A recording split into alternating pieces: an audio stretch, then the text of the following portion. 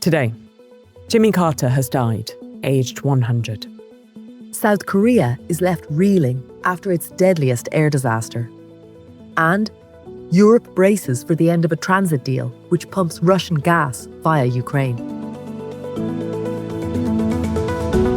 It's Monday, December 30th. This is Reuters World News, bringing you everything you need to know from the front lines in 10 minutes every weekday. I'm Tara Oakes in Liverpool. And I'm Carmel Crimmins in Dublin.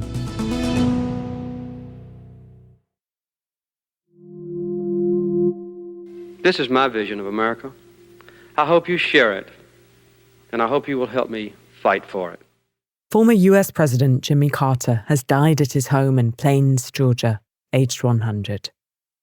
During his time in office, the earnest Georgia peanut farmer struggled with a bad economy and the Iran hostage crisis, but brokered peace between Israel and Egypt and later received the Nobel Peace Prize.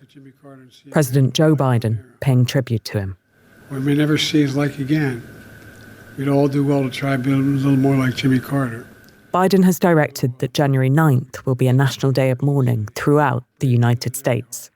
His one-term presidency was marked by the highs of the Camp David Accords between Israel and Egypt, bringing some stability to the Middle East. So let us now lay aside war. Let us now reward all the children of Abraham who hunger for a comprehensive peace in the Middle East. Carter ran for re-election in 1980, but was swept from office in a landslide as voters embraced Republican challenger Ronald Reagan, the former actor and California governor.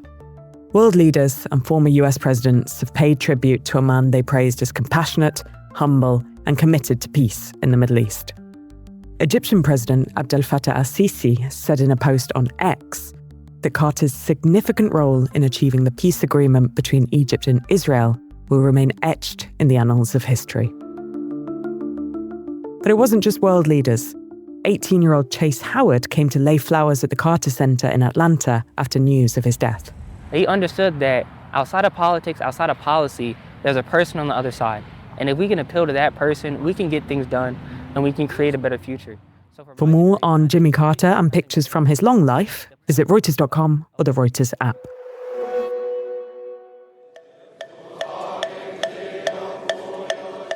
Monks in South Korea pay their respects to the victims of Sunday's plane crash. The country in mourning after its worst ever air disaster. All but 2 of the 181 occupants of a Boeing 737 killed after it belly landed onto the runway at Muan International Airport, skidding into a wall and exploding into a ball of fire. 2 flight attendants survived. Jumin Park is at Muan Airport in the south of the country. We know only there was a bird strike. We don't know how damaging the bird strike was to the engine or to the plane. From the video, we know the plane didn't have a landing gear, and authorities are scrambling to find out what really caused the accident and why the pilot couldn't launch any kind of braking systems. They got hold of the initial communications between control tower and the pilot. They still want to analyze more on the voice recorders and more records left in the plane system. So that could take months to get a clear answer. And you're at the airport. What's happening there? This airport is filled with so much emotions of bereaved families still waiting for their loved ones' bodies to come home or come back, and they've been here for now more than 24 hours, camping out. You can hear wailing, crying. Sometimes they collapse or they hug each other in tears whenever they hear some really tragic news of their loved ones who died on this plane crash.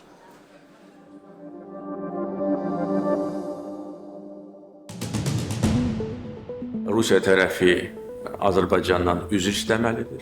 Azerbaijan's President Ilham Aliyev calling for Russia to apologize and admit responsibility over a plane crash on Christmas Day that killed 38 people.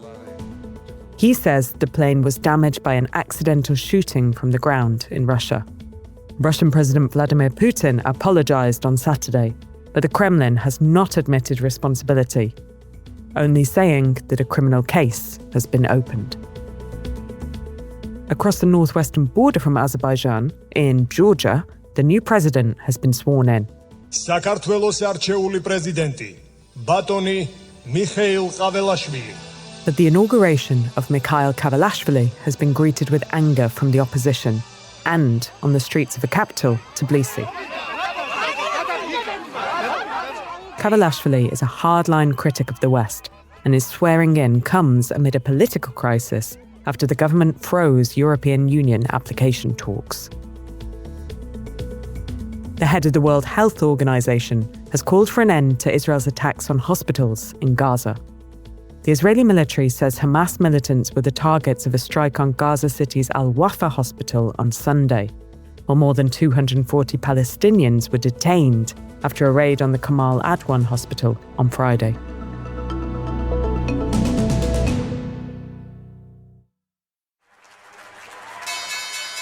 Stocks tend to do well in the last 5 trading days of December and into the first 2 days of January.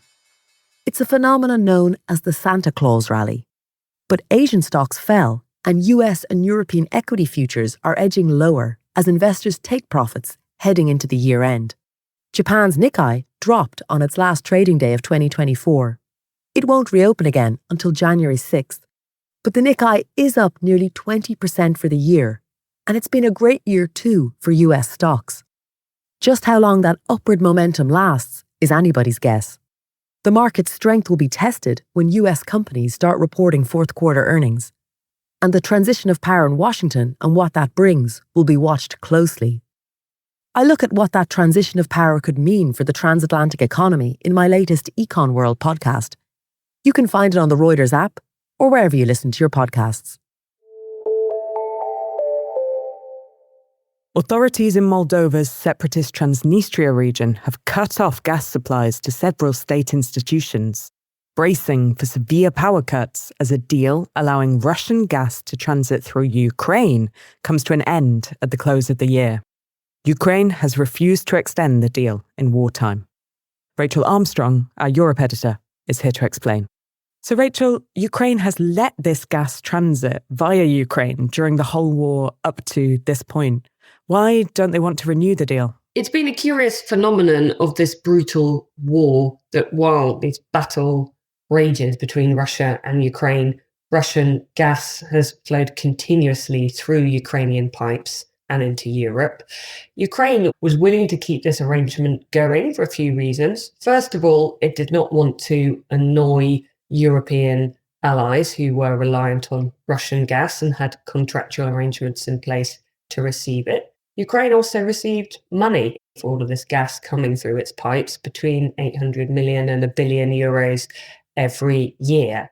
However, nearly 3 years into the war, and with a contract now due to expire, many politicians and officials in Ukraine think Russia gets a lot more out of this deal than Ukraine does. Gazprom, Russia's state energy giant, earns around €5 billion a year from it, and that's money that Ukraine says is going to fund Russia's war efforts. These European allies, how significant is ending the gas transit deal for European countries, and what sort of measures have some of them been taking to mitigate these effects? The vast majority of European countries have weaned themselves off Russian gas, most notably Germany.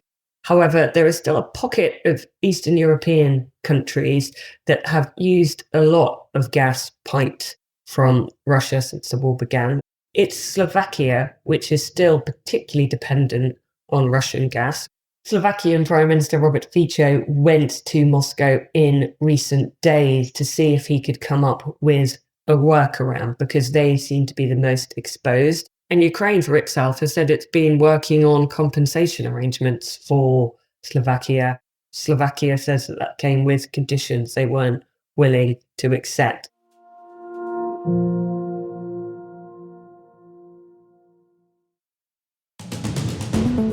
Our recommended read today is all about how there's been a rush of young people taking the civil service exams in China. More than 3 million have been lured by the prospect of lifetime job security and staff perks at a time of high youth unemployment. There's a link to the story in today's pod description. For more on any of the stories from today, check out Reuters.com or the Reuters app. Don't forget to follow us on your favourite podcast player. We'll be back tomorrow with our daily headline show.